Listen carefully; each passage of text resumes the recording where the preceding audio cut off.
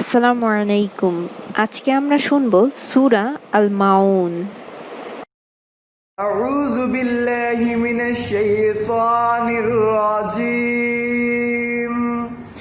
বিসমিল্লাহির রহমানির রহিম। পরম করুণাময় ও অসীম দয়ালু আল্লাহর নামে শুরু করছি।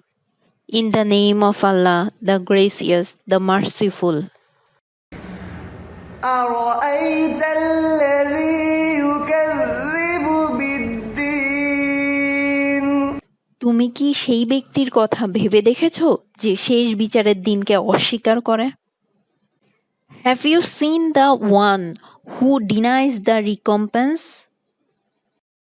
ফাযালিকাল্লাযী ইয়াদুউল ইয়াতীম। এ তো হচ্ছে সেই ব্যক্তি যে নিরীহ এতিমকে গলা ধাক্কা দেয়। For that is the one who drives away the orphan. ولا يحض على طعام المسكين। মিসকিনদের খাবার দিতে কখনো সে অন্যদের উৎসাহ দেয় না। And does not encourage the feeding of the poor. فويل للمصلين। অতএব দুর্ভোগ সেসব নামাজির। So we to those who pray. الذين هم عن صلاتهم ساهون। যারা তাদের নামাজ সম্বন্ধে বেখবর।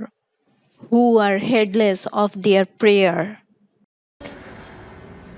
الذين هم يراءون। যারা তা লোক দেখানোর জন্য করে থাকে। Those who make show of their deed. ويمنعون الماعون। এবং নিত্য ব্যবহার্য বস্তু অন্যকে দেয় না। And withhold simple assistance. صدق الله المولانا العظيم